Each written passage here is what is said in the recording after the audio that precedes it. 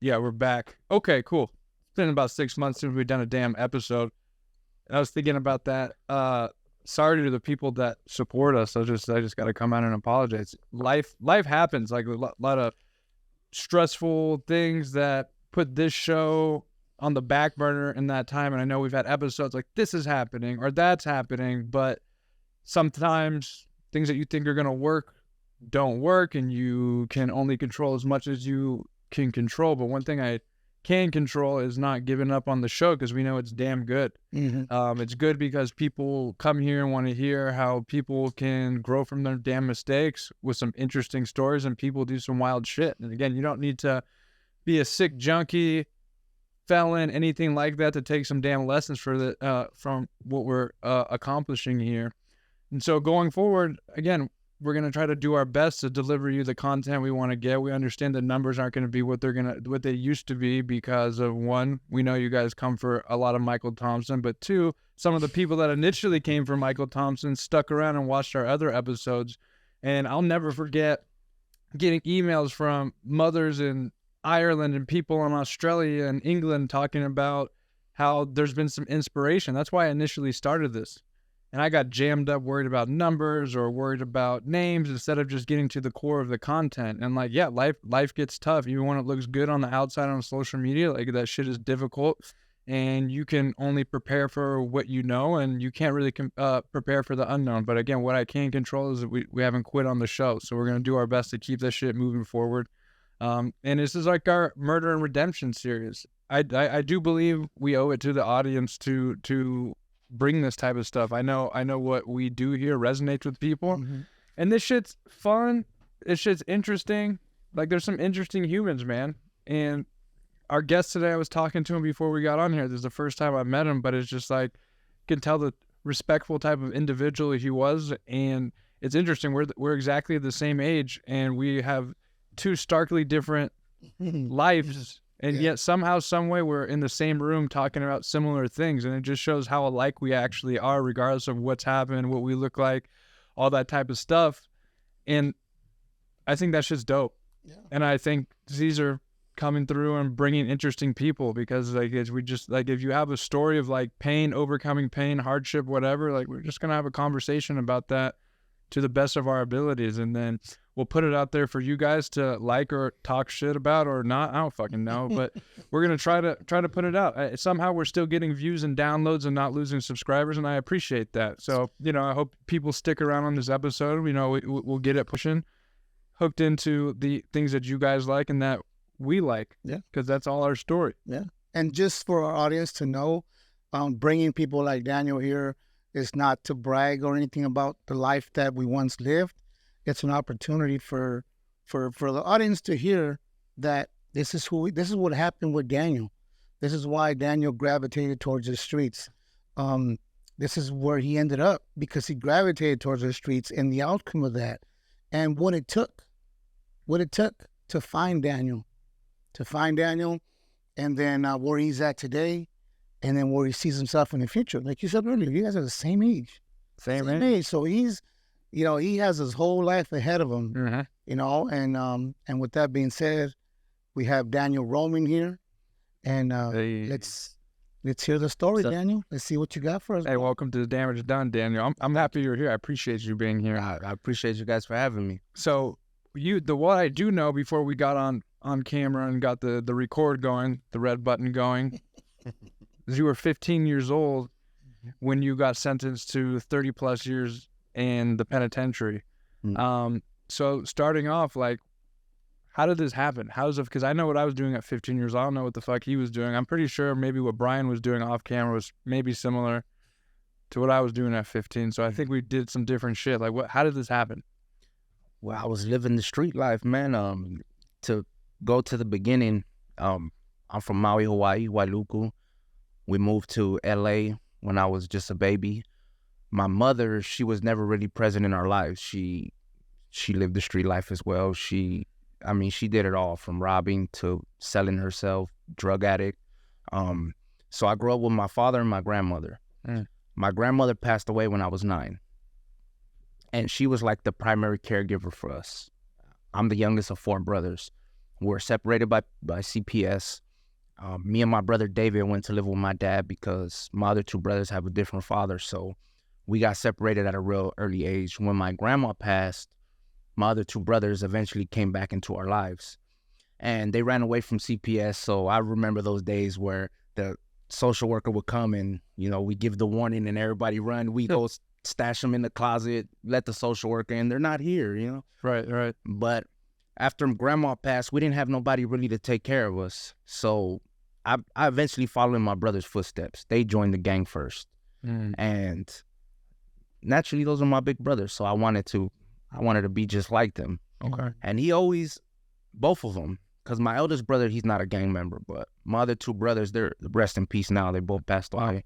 Yeah. Rest in peace. They didn't want me to follow in the footsteps, but naturally as a young knucklehead. You did. I did. Yeah, I did. I wanted to be just like them. So I wound up getting into the gang at a young age.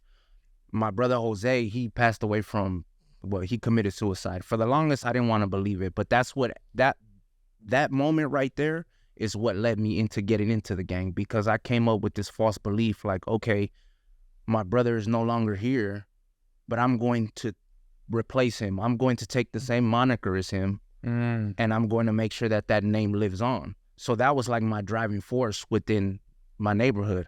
You know what? My brother's not here no more, but I am, and I'm here to keep that name going.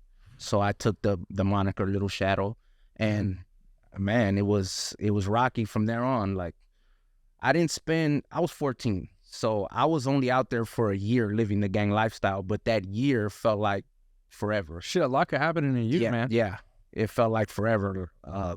In and out of juvenile hall, it was rocky, man. At one point I got stabbed in the face, and that was like my first encounter of a big rumble, where I took a ice pick to the face, and it hurt. I couldn't eat for 2 days, but the love and the attaboy, you felt fucking cool. I felt like the man. Yeah. I felt like the man, and that's when one of my homegirls, she gravitated towards me, and I started rocking with her.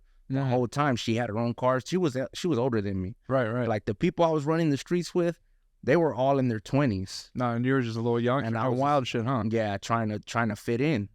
Really the same size as you are right now at 14? I'm a little bit taller, but I was heavier set. But they thought I was older naturally, right. But nah, I was just a kid. I was just a big ass kid. Dang. Yeah. So you start getting all this love and attention because you got in this rumble, took an ice pick to the face, and now that like I'm assuming that accelerated your violence and that lifestyle on the streets. Like how much more you got addicted to that feeling and that attention? Yeah, especially when I was growing up, I would get bullied because of my size. Yeah. I look different than everybody else. Okay. Right. I grow real nappy hair. All right. So all right. I've been made fun of my whole childhood. Right. So that's what led me to learn how to fight. So taking that into the gang lifestyle, it was like, oh, this dude, he can throw him. Right. And he's with it. He took an ice pick to the face. Oh man, that's the homie. They loved That's you. the homie. Yeah, he's from the hood. He's from, and I was willing to do anything. Yeah, I'm guessing also, especially because you didn't have like the solid family foundation. So like obviously that's your family now.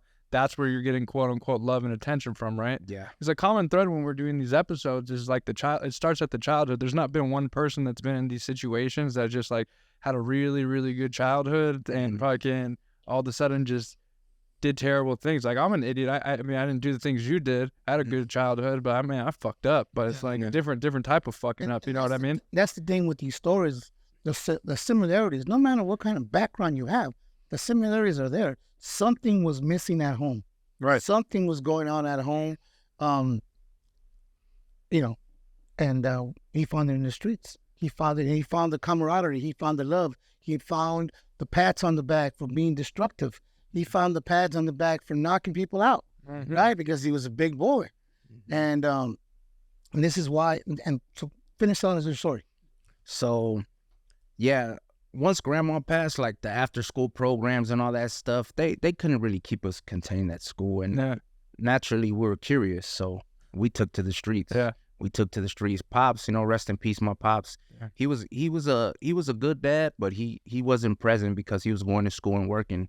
So we really didn't have no parental guidance or nobody really around but the homies. Yeah. So I did a couple of camp programs, 3 months here, wind up going to placement, AWOLing, just messing up, up to the point where I remember it clear as day. We were doing a lot of stuff that day.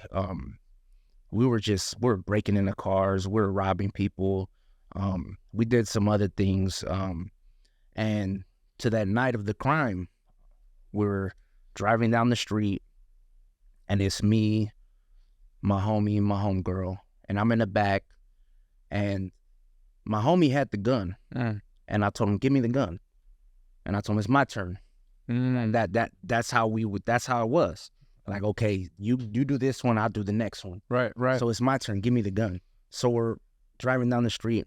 We see some dude on his lowrider bike, bald head. He had his Lakers jersey on, and me and my crime partner, we looked at each other, and that's the look that we gave each other before. Like, okay, this is where we're going. So we pull up on the curb. I hop out, and I'm like, "Hey, homie, where you from?" And he's like, "I'm not from nowhere." And I was like, "Nah, where you from? Let me see. Lift your shirt up. I want to see if you have tattoos." He's like, "Man, I'm not from nowhere." And he like tried walking away from me. So I pulled the gun out, and I'm like, "Well, give me your shit." Right. So he wasn't from nowhere, but in my mind, he's lying to me. Right. Yeah.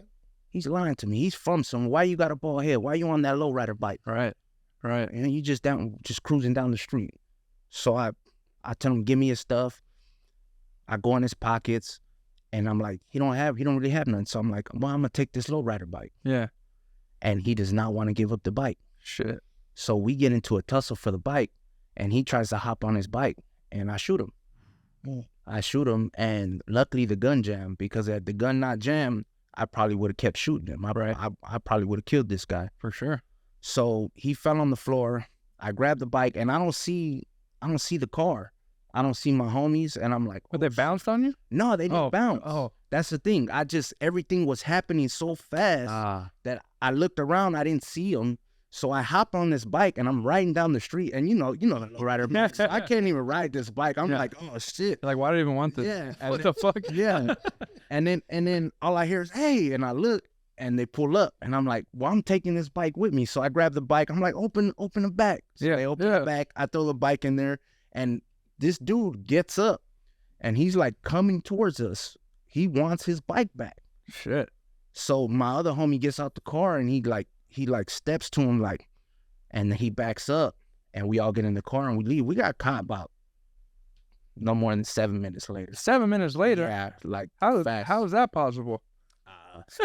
Well, little did I know there was people watching, because it happened on a main street. Okay. So there was people watching. They called the cops. So we go, and they surround us in front of my apartments. So you made it back like, "Man, I got this low rider I don't even like. And hey, let's go bring it to the pad." And the whole time in my head, I'm thinking, I can't wait to tell my brother what I did. The whole time, that's what I'm thinking. I just want to tell my brother, "Man, I just shot this fool." Yeah. And he's gonna fucking co-sign. I think it's dope as fuck. Like You're gonna get that love, like, "Damn, you're wild." All those props and shit like that. That's all you cared about. Yeah, that's all I cared about. And of course, now looking back, I mean, you have regard for human life now. But then that was just a part of the game you were playing, huh? Yeah. And when they surrounded us and they had us at gunpoint, I came out with my hands up, and they had us on the curb, and my dad came out, and all my neighbors came out, and of course I'm sitting there, and I'm like, damn. And So was your arrest attempted murder robbery? Yes. It's just robbery. Attempted murder robbery. But because if it would have been murder robbery, we wouldn't be having this conversation. No way. No. Because that's a whole other sentence. Yeah. Right there. Damn. And you said, and you know for a fact, if this gun didn't jam, this man's not living today. Yeah. Like that's it. I would have kept shooting. And that's a weird question to ask. But like, you switch off, you said, "Oh, give it the look, like it's my turn," kind of like I'll go out to eat with my friends and, "Hey, it's my turn to pay, man. Like, you get it next time." Like, it was that fucking casual for you. So this was you don't need to incriminate anyone, but this was like a frequent thing, or is that your first experience with firing at someone? That's what I want to get to. That was the first time I fired a gun. That's what I wanted to get. That was the first time I fired a gun. But that was frequent for us. I mean, I'm sure it's not your group's first time. Yeah. I'm sure you guys are, that's what you guys do. Yeah. And that's kind of why you probably felt so safe to be like, hey, fucking, Yeah, it's my turn. Let me try. And I think what you said earlier, the blessing in disguise is that the gun jam. Yeah, for you and the victim, for you right? That's the blessing in disguise at the gun jam, because again, this is a whole other sentence when it's murder robbery. That's life without. That he's not sitting here right now. No. Because it's a murder robbery and it's over. No.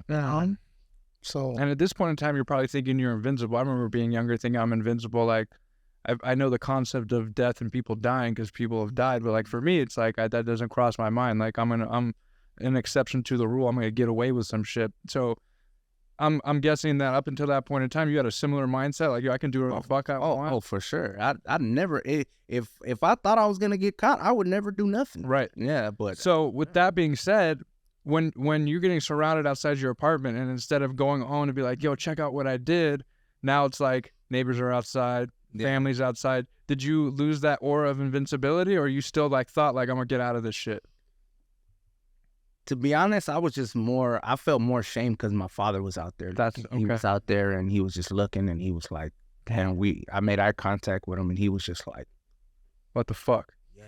How was it navigating through the juvenile hall system with this case under your belt? With this case, well, I remember going to LP, and like I said, I've done a camp program.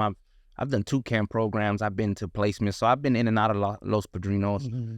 But this time was different because as soon as I got there, the very next morning, they woke me up at 3 a.m. This never happened to me. They woke me up and they said, hey, you're going to Silmore right now. Mm-hmm. And I'm like, why am I going to Silmore? The compound. Direct file. The compound. And I said, what's direct file? You got court tomorrow, so you got to go to Silmore. Like now? Now. Yeah. So I go to Silmore, and they put me in a secure room at first because they didn't know where to house me because of where I was from. And I was from 18th Street. I mean, I stayed active my whole time. That's where I'm from. Yeah. I'm from Cudahy. I'm from 18th. And in LA, it's like we really don't get along with anybody. Mm-hmm. Really? So yeah, so it's like it's bad. Mm-hmm. So they have me in the secure room. They don't know where to put me because I got 20 enemies here, 20 enemies there, 20 enemies there, and it's like, where are we gonna put this dude? So they kept me in that room for a day. The next day I go to court. They come with the orange jumpsuit, talking about the sheriffs are gonna come pick me up. This is a whole new experience for me. Right. And I'm like, okay. So I put on. They shackle me up. They hit me with the shackles. And I remember, like, this scene is burned into my head because when I come out, you just see a bunch of kids all in the same orange, all shackled up, getting ready for court. And I'm walking, and every single person, hey, where you from? Where you from? Where you from? And I'm sitting there, and I'm like, all right, it's my time to shine. Right. Chest puffed out. Chest puffed out. Yeah. And I don't get along with 70% of these dudes. So it's like they're talking shit. They're dissing my neighborhood. I'm dissing their neighborhood. And it's like, all right, wait till we get to the holding tanks. Oh. And I'm like, all right. So I already know what's up because like I said, I've been in and out. So my whole time in juvenile hall, I've been fighting. Yeah. So it's nothing new to me.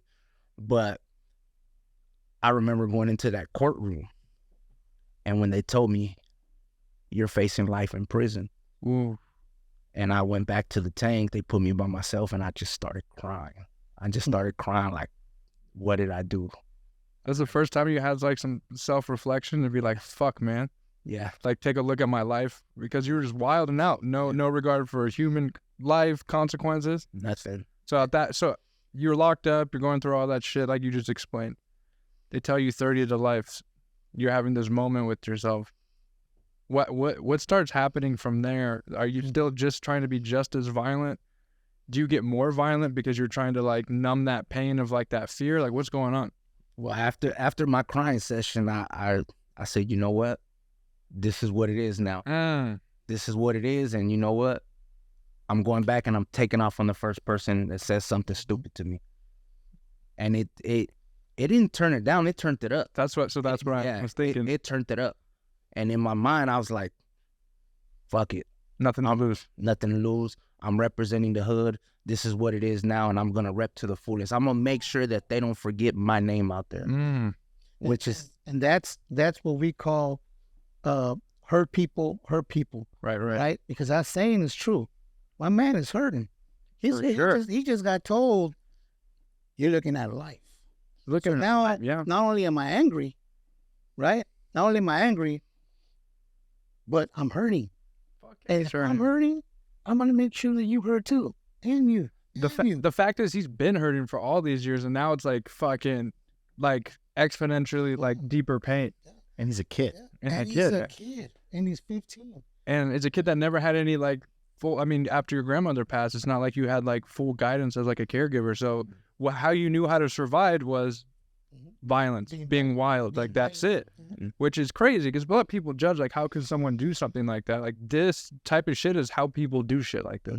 That's exactly how. Starts at a fucking young age, and all they have as a means of survival is navigating the world like that. Yeah. Not that you probably wanted to, because I think everyone has so much damn good inside of them, as corny as that sounds, but it's like, I don't think people are just naturally out the womb like, I can't wait to start killing. Like fucking murder's my first word. Murder! Like, no, that's just, it's not a thing. And that's fucked up. So you get back to the holding tank, now you're fucking on fire, like fucking, hey, how quick did someone say something stupid to you? Quick. Right away. Well, it was more so like I got back and they put me in unit Y1. Okay. And because that's where I was gonna have the least problems. And then I remember the least problems. And then I remember punching this dude Chaparro. His name was Chaparro. He was from Long Beach, and he was the first one. He said, "We're gonna get down." So as soon as he said that, boom, I punched. You're like, yeah, we are. Yeah, it's going down on my terms. Yeah, yeah. So I got down with him, and then the staff Romero, he tackled me. They put me back in that room for another day, and they put me out. And this is the thing about the juvenile hall system, right? They don't want you to keep messing up, so they're setting it up to where I'm fighting. They're like, all right, look, just don't wild out. We're gonna give you your chance to fight all these people. Oh yeah? Yeah. Oh yeah. Oh yeah, this happens. It's like the UFC, man, like matchmaking? Yeah. Shit. I remember one time I went to LP. Yeah. And the senior pulls me in the office, and he had about 15 people sitting bobsled, and that's when you sit like this. Yeah. Camps. The nuts to butts situation? Kind of all sitting bobsled, and he sat me in front of all of them, and he's like, these are all your enemies. So I don't want you in here acting a fool. You're going to get a chance to see all of them.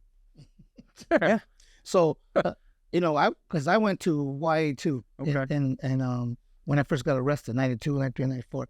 So back then, it wasn't put as like he's saying right now. For us, it wasn't a gang thing, right? If I had an issue with somebody, and it wasn't a gang thing, but him and I had an issue, yeah. Instead of just going all out and fighting and getting all kinds of people involved, they'll be like, okay, you guys want to fight? Yeah, okay. On Sunday, we're going to be able to have the room open up here. Go in there, do your thing, come out and shake hands, and that was it.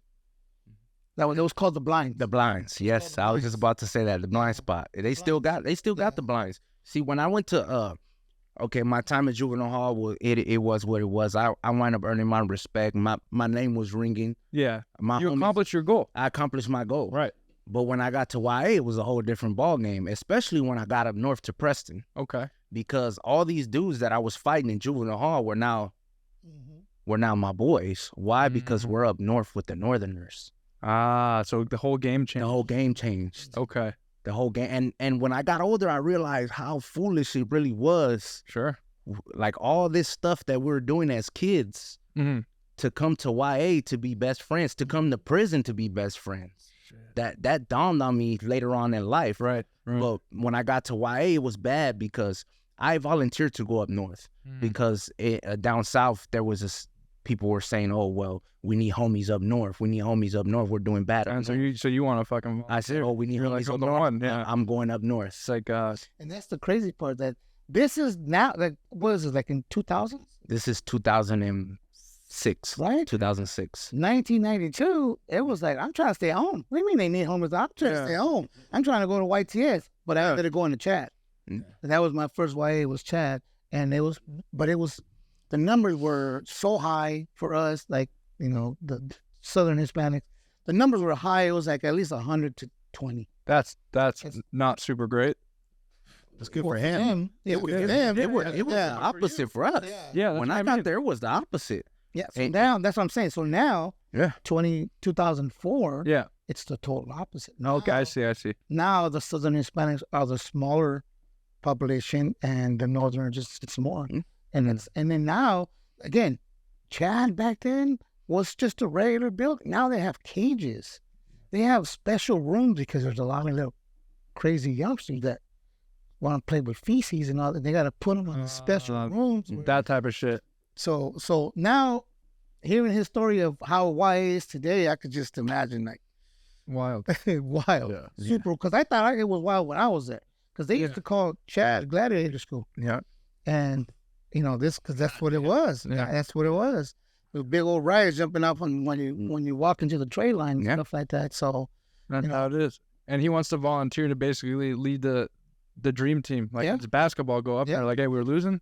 Yeah, let's go. Let's get a dream team going. Yeah. But it was a cold reality check when I got there, and there was only 4 homies in the dorm, and there was 19 Northerners. Were you like, fuck, what did I sign up for? Yeah, exactly. Shit. Exactly. And my first day there, I wound up getting into a fight because some dude named Patron sat right next to me, and they have assigned seats in YAs where you have to sit. So this Northerner sits next to me. He got 4 dots on his eye.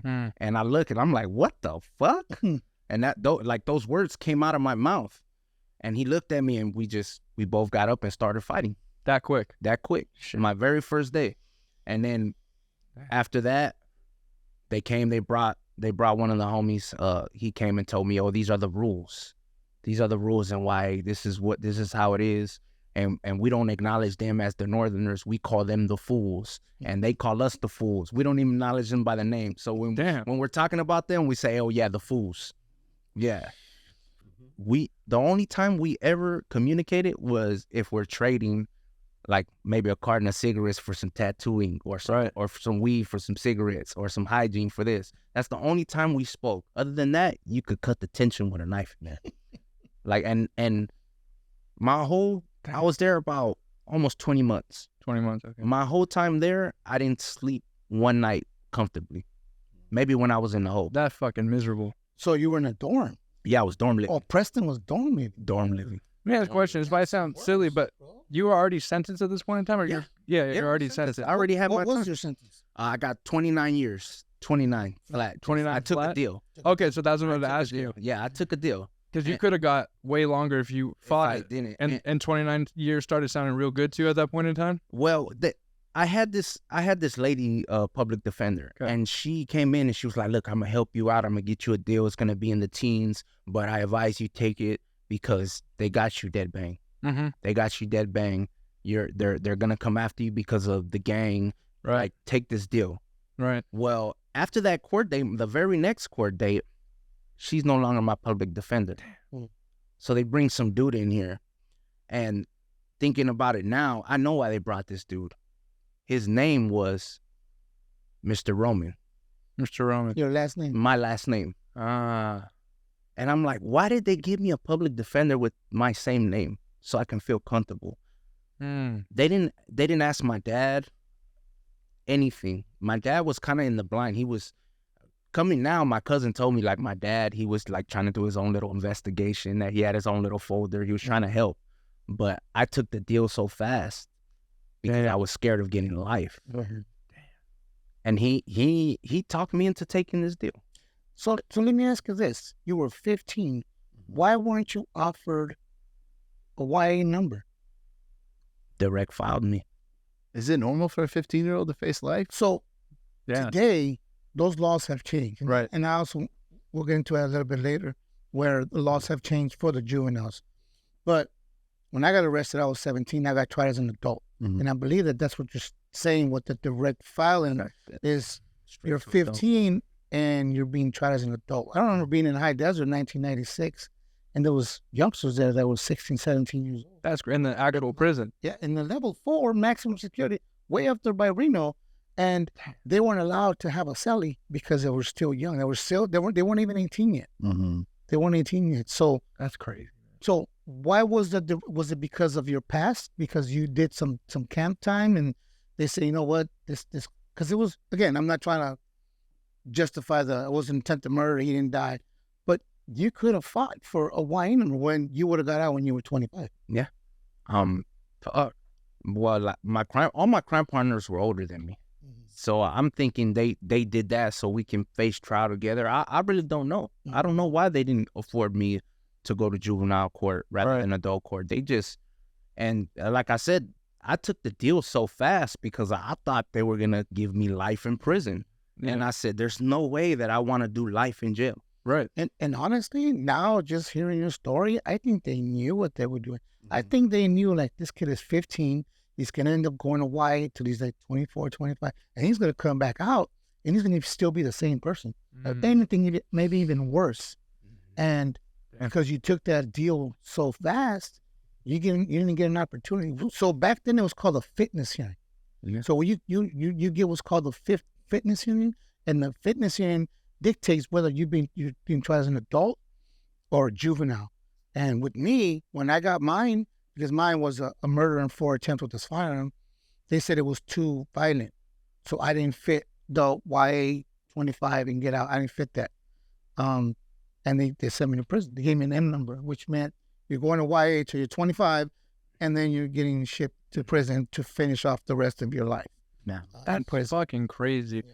And this is I've heard you say some shit like that before, talking about the transition from YA to prison. What's that shit like for you? Because you're there for years at this point in time, and it's one way of living and doing things, and then you're there with the worst of the worst now, like that, like you're at the Harvard University of crime now, like when you're going to prison, so to speak, right? Like it's you're no longer in high school, like you're in the big leagues. What's that transition like? Well, before that, you went to YA first. How long were you supposed to be there before you got transferred over? Well, when I got there, they said I could stay up till I'm 25, but I was messing up so bad that as soon as I turned 18, July 5th, I was out of there the 9th. They got me out of there. They were like, get this fool out of here. Right. Because we were starting so much stuff. And when I was there, it started off bad, 5 on 19.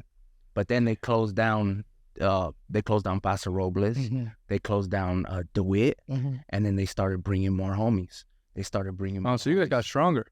And I was starting stuff just to do it because I was getting jumped so many times. I said, oh, yeah. Payback. Yes, exactly. Payback. Remember that one thing you did?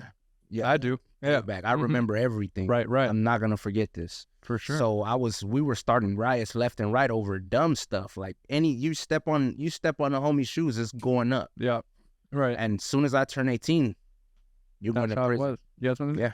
I just wait when you're dealing with these people, like the cops and the lawyers, and is there anybody advocating for you, or are you just being treated as an adult, as a 15-year-old? Are you expected to make your own decisions? And that's what happened. It's criminal. Yeah, just because you can beat people up doesn't make you an adult. Yeah, for sure. Yeah, because you're physically big or you've done some heinous crime. There's a reason as 15 years old you did that shit, and it's just like clearly there's a lot more wrong than just the crime. People are just talking to you like a man. The court, the judges, and all that. That's fucked up. Do you imagine like 15-year-olds today? Like if I talk to a 15-year-old, like I'm not talking to them like we're talking to each other. That's wild. Just in a casual conversation. It's criminal. Not a life or death type of thing. Yeah. Yeah. One question I wanted to ask earlier, but I sort of lost my frame of thought was, when you took the deal, did you ever see your victim ever again? Yeah, he was in court. Yeah, he took the stand on me. They asked him, "Who shot you?" And in the county, you wear blues. Yeah. So remember, I got crime partners, and they're in blues, and I'm in bright orange. Right.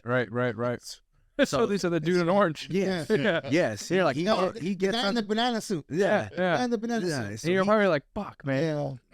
Yeah. He gets up there and he's like, yeah, the guy in orange, and I'm like he's right, but also, yeah.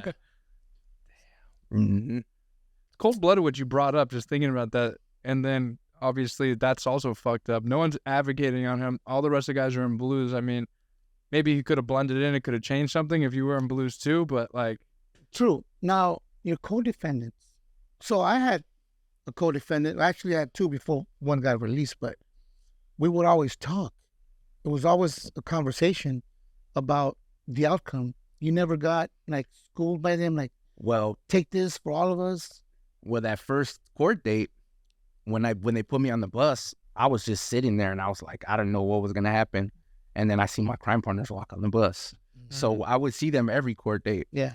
And it's I don't want to say that he coerced me or they coerced me into taking the deal, but we had this conversation like, okay, you're only a kid, take the blame. You're gonna get out one day. Take this deal, because they were offering him 11. But the terms of the deal was he gets 11, I get 29. I take the blame for the shooting, and he just gets robbery. What about the female? The female, she was never identified. Right? She was never identified, so they didn't. So it's just you and So she gets released, right? And she told me like, I'm gonna take care of you, which was a lie. Yeah. Which was a lie. And then she had the nerve one time to tell me, "Oh, well, I went to the park on your birthday and put a cake on the bench." The fuck does that do for you? Exactly. I was like, "What the hell?" Thank you so much. Yeah. I didn't even get to taste the cake. Yeah. Yeah. Give But a fuck. yeah, some bullshit, right? But You know, I've heard so many stories, and again, back in those days, because that's the way I seen it. I used to see it as like, well, I'll do whatever from my homies, right? It don't matter. I took this case, from my homies, and that's the mentality that you have when you're back there. You want to make sure, like, and again, gang members, right? Criminals, best manipulators in the world, best manipulators, right? Because I'm gonna talk to Daniel, and then he's gonna tell him, look, I'll get in there. Then you're still young, you won't get out, and the manipulation comes in, and you're like, yeah, well, that's the homie, of course, because I bet you if you were older or maybe the same age, Not going down like that. it wouldn't have gone down because you were so young, Yeah. But here's the other thing. That was a deal. That was a good deal. You didn't get life. Yeah. So did it work out for both of you? Yes. Was there some kind of manipulative active there? Also, yes. Of course. Also, yes. Because if you guys go to the box, again, you have your life sentence now. yeah, Yeah, because you're fucking. They got you. Like, they got me. They got you. Yeah. Dead bang. No, did they have the gun too? They had everything. Oh, yeah. Everything they needed. They had everything that they So had. then you're pretty lucky. They just didn't want to just go to trial. They're just like, yeah, we're just giving you some shit. Like, we're going to crush you Yeah. or take this. Take this. Yeah. All right. In my mind, it's like the question, why 29? Why a set 29 number? Like, was there like 25 and then 4 for the gun, or? Well, it was 9. They gave me the max for the attempted murder, which was 9, and then they gave me 20 years for discharging a firearm. Damn. So you get more trouble for discharging a firearm than attempted murder? Yeah. Isn't that weird? Yeah. Right? That sounds weird because, like, you could just, Cinco de Mayo party. Boom. Yeah. New Year's Eve. That's 60 In years this right neighborhood, there. it doesn't even take a holiday. Yeah, that's why I said this, because where we're at, I said that, you know what I mean? It's just Tuesday night. But I was just like, that's 60 years off in the air right there, man. That's crazy. Was this stuff where in LA was it? If that's okay to ask, I don't know. Where it happened? Was it around East LA? No, it was border of Paramount Downey. Oh, okay. Yeah. Yeah.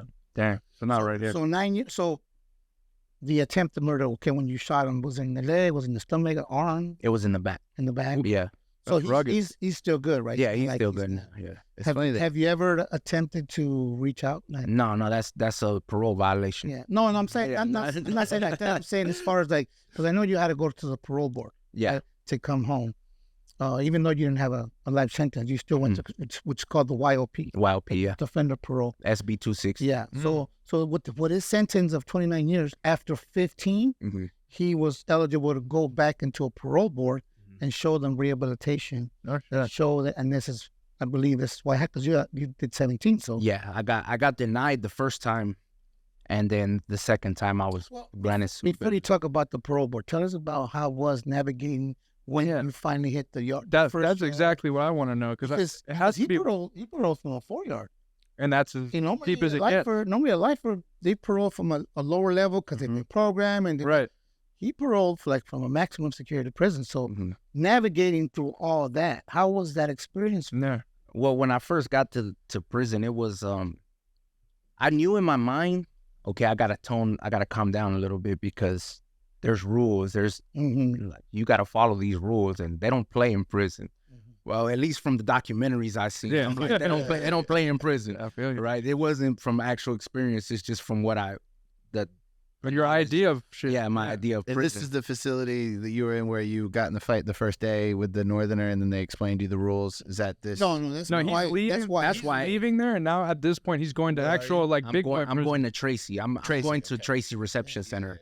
So He's going with the call back then, the big house. yeah. Hey. So we get to Tracy, and I go with two dudes, a black dude. They called him 6'8", and then I forgot this other. Well, his nickname was Clumsy. Well, when we get there, Clumsy is the homie, right? Right. He was with me there. When we get there, they separate us. So I'm like, where you going? He's like, I don't know. Well, I found out he wound up PCing up as soon as he got to jail. So that's where he went. He PC'd up. So I go into the tank, and I'm just sitting there, and then they bring and there's a whole bunch of white dudes, and I'm the only, but the white dudes are cool. They're talking to me, and I'm like, yeah, I'm fresh out of YA, but I'm trying to stand. Yeah. I'm with it. I got my back to the wall, Yeah. acting like I'm tough. For sure. So I wind up going. They put me in a G-wing. I get there, and they put me in with a 19-year-old dude. Just came from the county, which is cool. Me and him wind up getting into a fight. We wind up getting In your cell? in the cell. Nice. In the cell, we wind up getting into a fight, and Day one? Like day one? Or It it took some happened- time? that first week, Fuck. yeah, he called me a bitch, and my Can't like, say those yeah, words. Well, especially coming from YA, I triggered, right? I got triggered, and we fought, and luckily, because up north there wasn't really too many homies from Los Angeles, but luckily, two homies from LA had got extradited, and they were my neighbors, so they knew everything. So they were like, "Don't trip, we'll make sure you're good." Because I ain't gonna lie to you, I was like, "Damn, I'm gonna get in trouble," because I really beat this dude up. Right. Like he looked bad, Okay. and there was no hiding that we fought. Yeah. There was no hiding that we fought. was like And- that. Yeah. Okay. But so I wind up having to do burpees, and but They call it they broke them off, Yeah, they broke him. which is 113 burpees. Right. And do it again. yeah, Yeah. Next time you go on a mission. and those were the hardest burpees of my. Now I could do that like nothing, Right. But But at that time? yeah, those were the hardest burpees ever. Fuck. Yeah. 15 in, you're like, shit, I got another Yeah, 100 more? Yeah.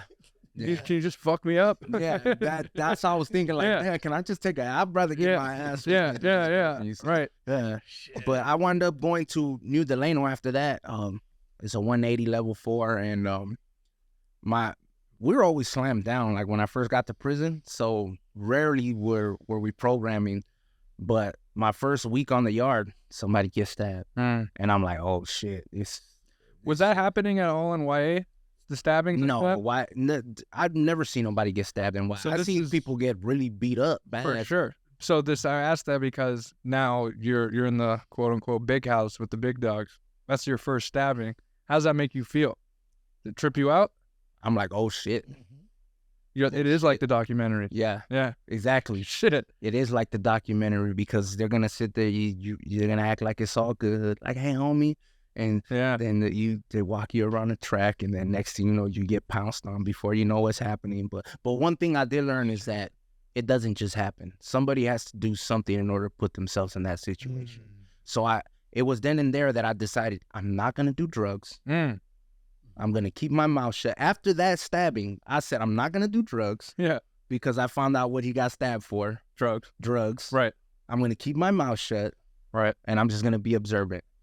And then if anything, I'm gonna be the one stabbing somebody. Yeah. The one You're not gonna be the victim. You're rather be the Exactly. predator. Yes. Yeah. You know, it's crazy that's exactly the mentality that I had when I came in. Yeah. When I left YA in 1995, and then I ended up in Calipat, which is where he paroled from. Mm. So when I was in Calipat, I seen my first stabbing there. Because again, when I was in YA, nobody really stabbed anybody. It was just people getting stomped out. The favorite weapon of choice was the boots, Mm. right? They didn't care. Once you're on the floor, you're getting stomped out, especially in the face. Sit down. So that was like floor. the best. Yeah, that was like the best weapon of choice. But then when I went to my first prison, which was Calipat A yard, and I seen somebody get stabbed, and I don't know, maybe it was for money. It had to be something like that.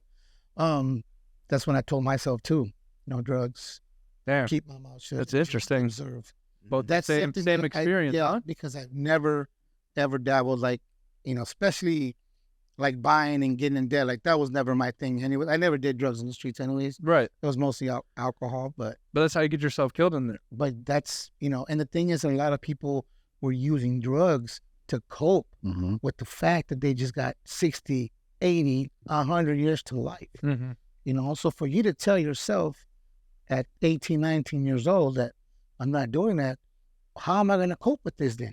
Shit, yeah. How am I going to cope with the rest of this time until I go home? What am I going to do? Right? Yeah, so it was bad, but we're slammed down all the time. Of course I smoke weed here and there, but that's like minimal in there. Like, it's just weed. Ain't nobody tripping. It's like a cigarette. Yeah. It's different than doing heroin and speed and all that shit. Yeah, I mean, luckily I was never a victim inside. I stayed out the way. I kept my house clean. But I was like, I got lucky my whole time because I could have been taken advantage of. Sure. Because I wanted to be involved in everything and anything. Right. And I was like so eager, but I was fortunate to have dudes around me, good dudes around me, like, hey, chill out. Right. You're a soldier. Yeah, exactly. If it comes to you, it'll come to you, but stop looking for it. Stop looking for it. Right. Right. If it comes to you, it comes to you. And as time passed, I kind of got it. It stuck. But I wound up going to the hole from New Delano for a knife. Right. And now I know why they gave me the knife. There was no hiding this knife. It was big. There was no hiding this knife. Yeah, Rambo. Yeah. It was huge. And they were like, hey, homie, hold this. And I'm like, yeah, come on. Like, I got this. Yeah. I'm not gonna, let me put it in the mat. Yeah. Then nobody told me they throw the mats through the x-ray machine. They're like, oh, fuck. Yeah, nobody. So I wind up. When they're that big, that's what they call them bone crushers. Yeah. Because there's nowhere, you got to have it on you. Yeah. There's no other way to hide it. Yeah. Mattresses, under the bunk. Right. Under I can find it. They're going to find it. So I go to the hole, and I'm in the hole, and I don't know if it's my luck or what, but I land in the cell, and the next thing I know, I get a kite. Hey, smash that dude. Right? So I'm like, oh my God. And in your cell? In the cell. Yeah. In the cell. So when you got to the hole, you had a cell in the hole. Yeah, they put me in the cell. They shot you the kite and they like smashed you. Yeah. And you're like, that's my fuck yeah. right there. So I go to the shower.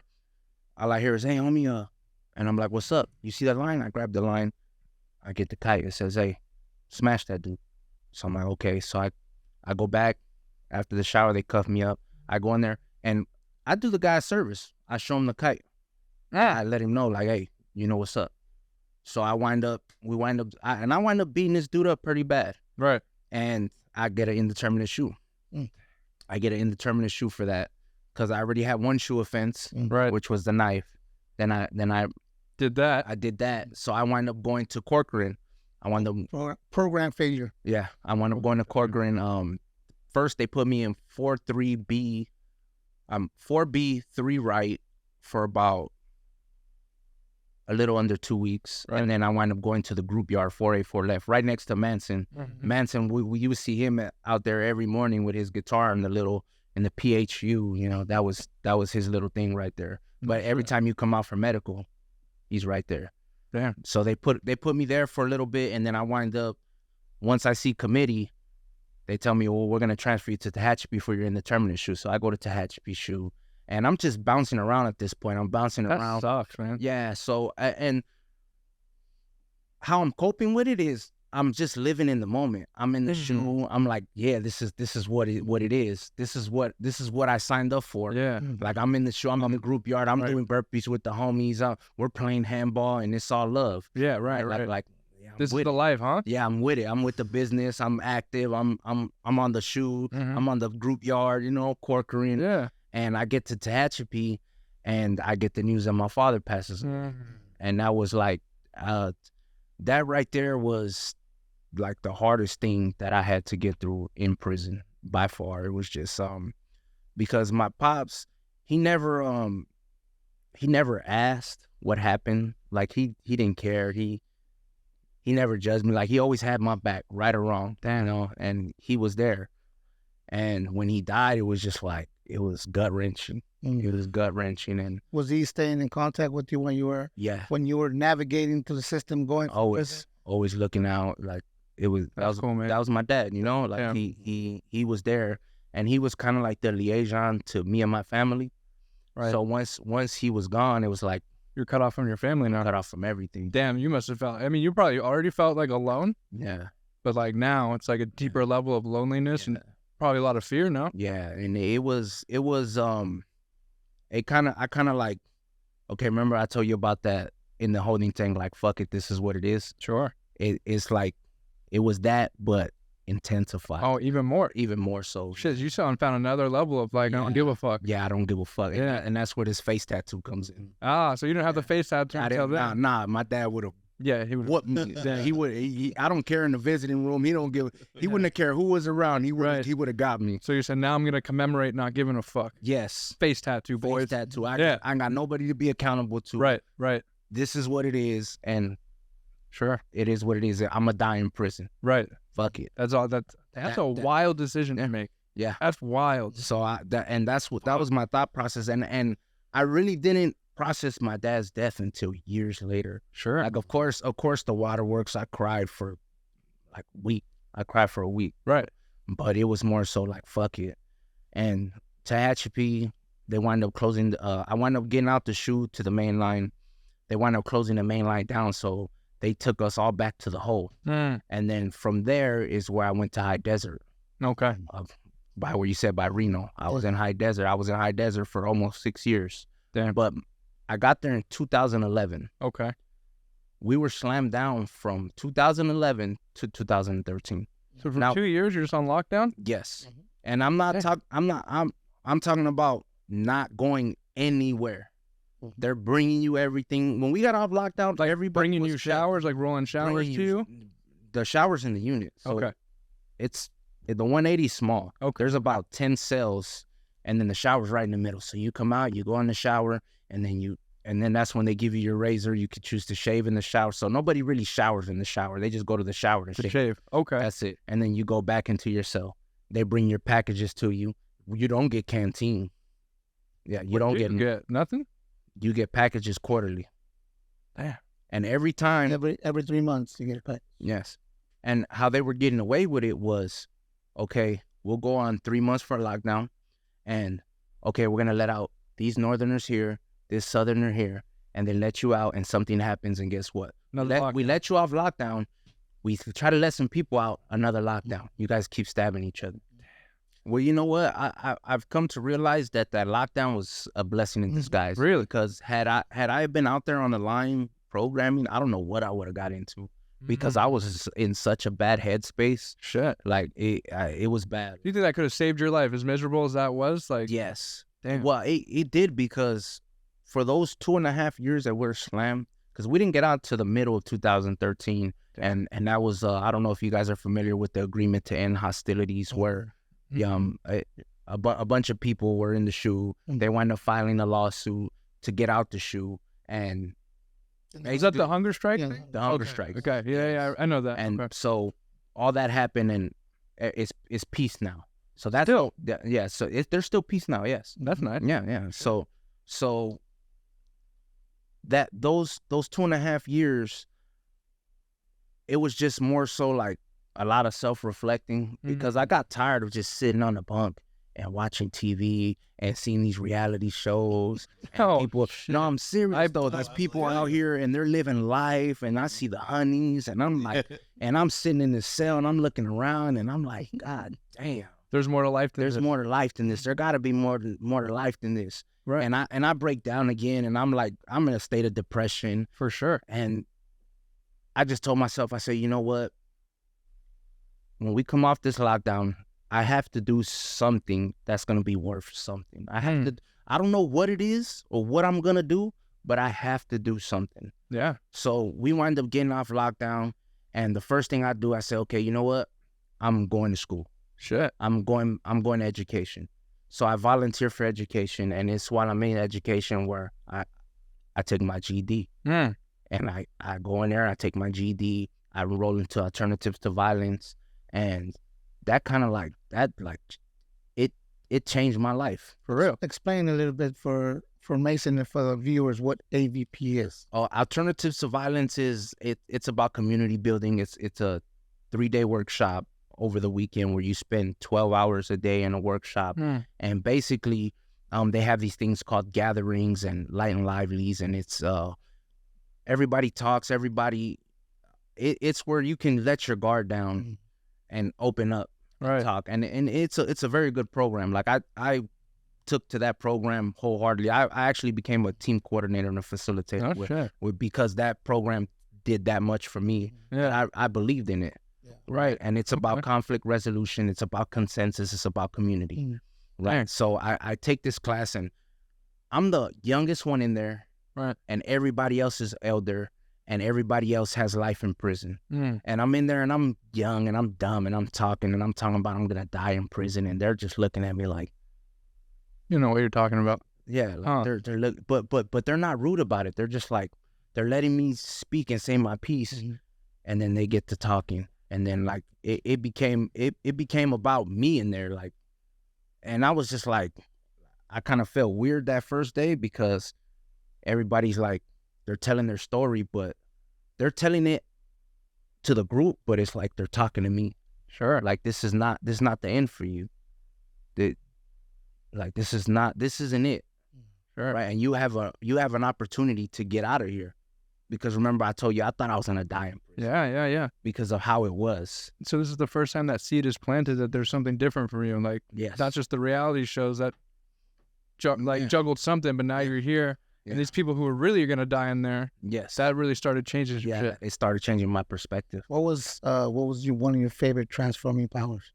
I know it sounds like surprising humor. I know it sounds like some kind of DC comic kind of stuff, right? Yeah. But this group had 12, I think it was 12 transforming powers. Yeah. So it gives you an opportunity, like what he said right now, diffusing the situation with humor. Yeah. So instead of you saying something to me where I feel triggered, I'll just laugh it out and say, you know what, that's not even that serious. Right. Conflict resolution. Reach for that good in others. Yeah, exactly. So there's a lot of transformation. That's why that group, unlike others that are very popular in prison, because they're eye openers. Eye openers. And the people that come in, because these are volunteers that come in from the community and facilitate these workshops for the men. Right. They really care. They're not there for. Some of them don't even get paid. They don't get paid. They just come in and they facilitate AVP to the community, and they don't even get paid. Right. When others do get paid, but this group specifically, AVP, because I know a lot about it, because I'm what's called a T4F. I was a trainer from facility, so I facilitated the same workshops that he's talking about right now. I'm very familiar. I have my certificates from. That's why I said. Yeah. Let me ask him. Let me quiz him real quick. See if he knows his transforming powers. Yeah. But that's an awesome one. Yeah, that's an awesome. What was yours? I missed it. Well, there's a bunch of them, like using surprising humor, reaching for that good in others. My personal favorite is it's the last one on the list, and it's base your community on honesty, caring, respect, and understanding. Right, and that's how I live my life now. Like I'm whoever I'm associating with, I make sure that I'm honest, that they understand where I'm at in my life, and if they can't respect it or understand it, then they don't need to be around me. Right. What was your nickname? Dapper Dan. Dapper Dan. So, my man. So I say that because everybody in the group. So my name starts with the C. Yeah. So mine was Karen Caesar. So yours was the Mason, right? Yeah. So you have to be anything from Magnificent Mason. Magnificent Mason. That's good. Right? Brian. Yeah. Brian. Something that starts with the B that you like. Beautiful Brian. Beautiful Brian. Hey. Or old bold Brian. I like bold Brian. Yeah. Right? I don't identify with beautiful. That's the awesome part about this group. They would have what's called the hurricane. Yeah. So let's say you sit in a circle and they'll say hurricane, and everybody has to get up and switch seats. It's a group that you could actually put your guard down, take the mask off, put it outside. And do some work on probably for the first time in your life. Yeah. right? Or at least your adult life. Yeah, well, that's a great question. Was that your very first self-help group? That was, and the reason for the hurricane is because in prison, it's racially segregated. Segregated. So when you And now you're integrated. yes, and now you're integrated. So when you first get there, you see all the Hispanics on this side, all the blacks, a couple white guys, and it's hurricane. Next thing you know, you're sitting next to somebody that may not look like you, and that's the purpose of it. Is to interact, is to get to know people. Oh shit. Besides the color of your skin or your affiliation. One of the exercises is you have to lock your arm with another race like this, and then blindfold, and then the other race is like they're the driver and you're the car, Right. So it's like It's like you trust gotta- thing. you Yeah, gotta have exactly. trust. You don't have no trust, it's not going to work for you. Right. So it's an awesome group. Yeah. You know what I'm noticing though is that like it seems like people have seen something in you your whole life. Yeah. Yeah. When you were on the streets, older kids were running with you. They took you in. When you got to your prison, the older dudes gave you the rules and looked out for you. And then you get to this place. So I feel like people see that spark, that intelligence, that whatever that is in you from the beginning. It's just a lot of people have the wrong way of dealing with it. I'm going to just go out on a limb and say it's the leadership.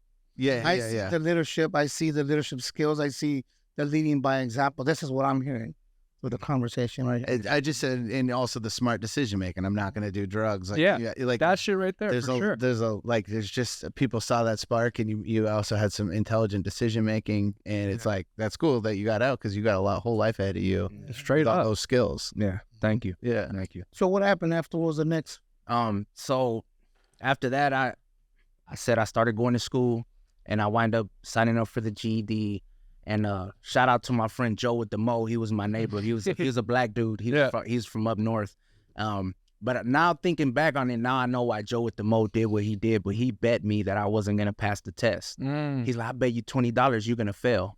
And I looked at him and I said, you're on. You're on. So some of my driving force was I'm gonna prove him wrong. Like I said, my pops passed away. I didn't have nothing, so I'm betting $20 on my ass. I don't have $20, so I have to pass. So I wind up passing. He wound up giving me my $20. I took hygiene. It's all good. Yeah. So I took the hygiene, but it really helped me, man. It really helped me it gave me that driving force to go and pass that test. Well, I did that in 2014 November, and while I was in High Desert, there was a instance where somebody had to get got, and I'm still learning, but I'm still on the fence, and I'm still dabbling in the bullshit. Right. I'm trying to do the right thing, but I'm still messing around For sure. What we call fence traveling. Yeah, It makes Fence sense. traveling because I'm still here, but I want to do this. Well, think about his whole life he's surviving one way, and there's a small slither of life where he's doing something different. So that checks out. Yeah. So, and like I said, they let all these people out the shoe. So now there's influence, and I'm sitting there, and I'm like, now that there's these people in the yard, I'm like, I want to show off. I want to show off. And one of the guys comes up to me, and he's like, come here. And I'm like, oh shit. So I go over there, and he's like, you got a life? And I said, no. And he just tells me, look around you. He's like, why the fuck would you want to be in here? You have an opportunity to get out. Go home. Damn. I don't want to hear that you're over here volunteering yourself ever again. Get the hell out of here. And this is somebody that I look up to. Like a big player. I look up to this person. Right. He's the man. Sure. This is the man telling me that. And I'm like, wow. And it was that moment there that I said, I'm never going to put myself in any situation like that. No more volunteering for missions, anything like Nothing. And I sat back, and I wound up getting a transfer in 2015 to Calipatria A-Yard. Right. And I get to Calipat, and by this time I'm SB 260. They tell me I'm going to board in 5 years. How did that make you feel? It let me know that there's a chance. There's a chance to get out. But your hopes didn't get too high yet. No, because it was so rare. And you hear all these stories about these dudes going to the port and getting shot down. But I said, you know what? It's worth giving it a try. Okay. So when I get to Calipat, I'm signing up for everything. And of course, I'm doing it for the board. Sure. I'm not doing it for myself. I'm doing it paper chasing, as they call it, to go get all these certificates. But I started enrolling in all these programs. Lo and behold, they have AVP down there. So I'm enrolling into everything. I take the AVP courses again, and then I wind up signing up for the T4F, completing the T4F, becoming a facilitator, from becoming a facilitator to becoming a team coordinator.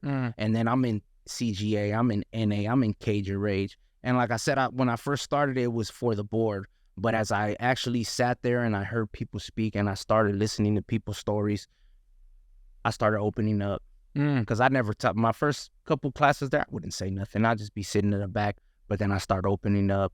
And then, you know what? I started applying some of that stuff into my life. And I'm like, you know what? This stuff actually works. Sure. It actually works. And I'm trying to figure it out as I go along. And I'm still messing with my homies. And my homies are messing up. They're getting high. They're getting in depths. And people keep coming to me like, hey, your homie's messing up. Right? Because they see I got my head on straight and I'm trying to stay out the way. Right. And I'm still dabbling. I'm still selling drugs. I'm still doing stuff, right?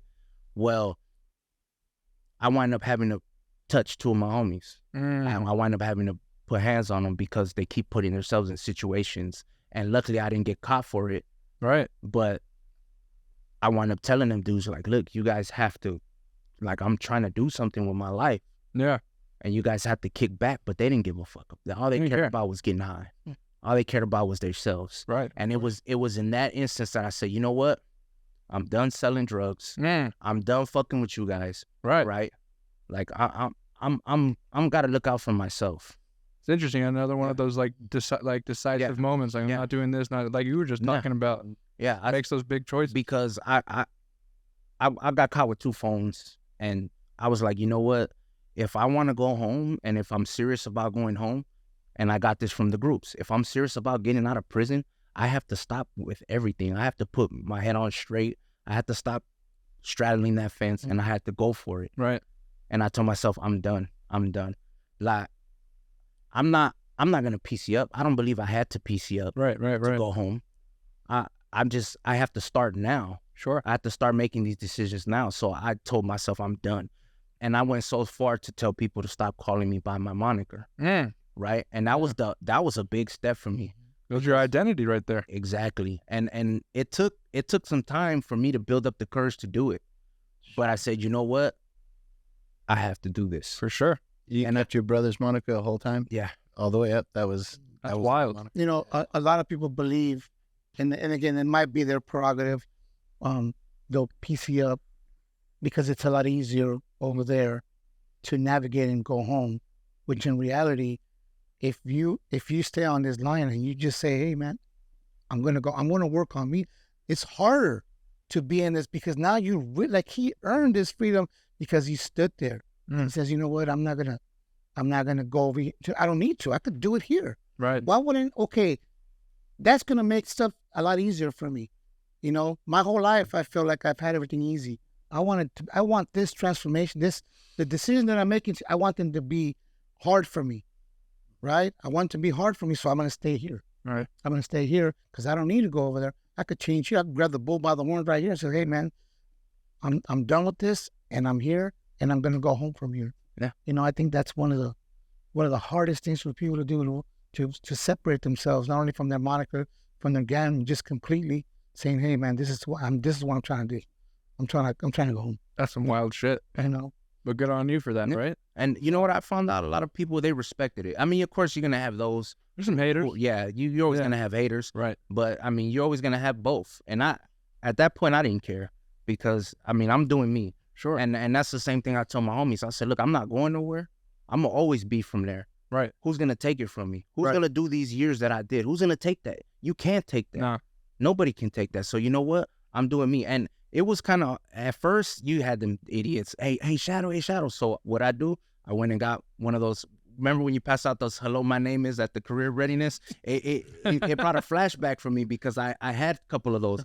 So every day I would go out, I would put the hello, my name is Roman. So every time somebody would be like, hey, Shadow, I would be like this. No shit. What? Yeah. That's dope. Like, you see my name is Roman. Call me Yeah. Roman. Right. Right. So I mean that right there. But you know what? Surprisingly, I had the whole institution calling me Roman. My I man. had the whole institution calling me I Roman. like that. That's It took some time. It took some time, but yeah, but the fact you made it happen that Yeah. way in that manner after fucking making things happen a completely different way your whole damn life, that's growth right there. yeah. That's wild shit. 30 days out. Mm. How does that future look for Roman? Oh man, it looks bright. It looks What bright. is that you see yourself doing in the future? Oh man, I applied to Cal State LA Nice. to go get my bachelor's because I graduated in Calipat. I got my AA sociology for transfer, so I'm eligible to go to UC. So I applied for Cal State. I'm hoping that happens for me. I'm gonna speak it into existence January 2024, full-time student. We just finished that career readiness, so I was able to, come up with a resume. Anything part-time is cool. I was talking to some guy named Rich. He was telling me 10 classes for being an alcohol drug counselor that he'd be able to give me a job after 3. And since I have my AA, that I could start anywhere from 20 to 25 an hour. So, I mean, I'm still waiting on my California ID. Should be coming in the mail any day now. But, I mean, it's bright. It's bright. I'm still trying to figure out what I want to do, but there's so many opportunities that I'm not worried about it. What I do know is I want to go to school. I'm gonna go to school. You like to learn. You were paroled on your first try? Second, Second. my second try. Yeah, that first try they shot me down. They said that I still had remnants of criminal thinking because the cell phones. I got caught with 2 cell phones Right. 3 years prior, so that's recent for them. And they told me what to do. They said, look, just keep doing your self-help, keep going to school, and we're gonna call you back in 3 years. And I wound up graduating. I went to that board in August. They shot me down. I wound up graduating that December, and they wind up calling me back in a year. They called Instead me of back. 3. Yeah, they called me back. Were you surprised when that happened? Well, not really surprised because people were saying like if you do after the 3-year denial, if you have a moderate psych evaluation and you're doing what you're supposed to, they'll call you back in a year. Oh shit. So I was kind of expecting it just a little bit, but once I graduated, I said, oh, they're gonna call me back for sure. And then they did. You're like, Yeah. nice. Yeah, and then they called me back, and I was like, but I wound up going 2 years because they postponed it. But it was a blessing in disguise because during that postponement, I met my girl, Nice. and she's been like my rock since I've been out. Like everything I have is because of her. Like I don't even take public transit because of her. She's like, nah, you're not doing that. you take a Lyft or an Uber. Yeah. Right. Yeah, Right. So that was a good thing, but it's bright, man. I'm on my off time. Like if I don't got nothing to do, I go to ARC. I go and I'll sit there and clean the windows or sweep the floor or just chill. What's ARC? The Anti-Recidivism Coalition. Where I work at. Right, yeah, where Caesar works. Yeah, I actually met Caesar in Calipat. He used to go back in and do the life coach thing and facilitate the groups. And he was on BR, but when we graduated, he came to our graduation. So, and yeah, man, I'm over there in ARC. I'm just trying to stay busy because they got me in downtown right now, like on Skid Row. And Yeah. that's what I was going to say earlier. What every situation that they put him in, he seems to overcome it. Yeah. He thrives. Right. He finds a way to So thrive. they have him at the wine guard. I don't know if you're familiar with the wine guard. The wine guard is over there on 6th and San Pedro, right in the middle of Skid Row. I know where that is. Yeah. So, but he's overcoming it. He's not complaining about it. He's not throwing a fit. He's doing him. He's you know what? This is where I'm at right now. This is my space, and I'm good with that. I'll figure it out. It's gonna. I'm a true believer that what you put into this universe is what you're gonna get back. So when you're that kind of person like Roman is, you're gonna get the blessings in return. Yeah. You're not gonna be put in situations where, your life would be at risk, or anything like that. You're gonna be good, bro. So. Yeah. Great job, my brother. Yeah, absolutely. I mean, clearly you have what it takes to get what you want out of life. And it's beautiful you have an opportunity to put that into action. Yeah. And like, clearly you know how to exercise patience because you spent decades or almost decades exercising patience and putting in effort. So when you're out here with more resources and people that are really pulling for you and supporting for you, it's just like, whatever's going to come at you, like, you can handle it. Yeah. Like I told when I used to go share my story before the podcast, and I would be at the shoe where you and I met. Yep. People used to always tell me, like, man, I can't wait to see in 3 years. It'd be in 3 years. And that's what I want to tell Ron. I can't wait to see like how 3 years where you'll be. Like I can't wait to see that because you know, there's so much there, so much potential. And I think one of the biggest blessings that you have is the age. You're young, for sure. still. You're young. Your whole life is ahead of you. Everybody's getting out of prison in their 40s, 50s, 60s. You're 33. That's awesome. That's a blessing. And you have a right mindset. And I think you're going to be doing big things, bro. Yeah. Big things, bro. I thank you for being here and sharing your story the way you shared. That shows growth right there. I'm sure that wasn't an easy thing at one point in your life to talk about your stuff and just like be forthcoming like that, smooth with it like that. It's just like, it was very insightful. And I'm glad I didn't get any backstory before. Again, I like doing that because I just want to like have that natural feeling connection. And like, dude. Well, it's going to be hard because I didn't know that much backstory. Yeah, but so whatever. Everything was a surprise. But he just knows good people. And that's all I care about. Is like, let's find just good people with a good story. And, you know, you look at us, you know, Brian hides the camera. He's mysterious, but you know, good people, they all look different. We're all the same. We're all in the same damn room talking about the same shit. That's just how it be. And people still watching and listening, you know, again, as I said at the beginning, we're going to do our best to keep putting stuff out consistently. October 15th. We're on September 15th. We don't know. It'll probably be released in the next week, this episode, but we should have some monthlies at least at this rate. And thank you for your support and thank you for being here. And thank you. Thank you for getting this done, Brian. And that's that. We're good.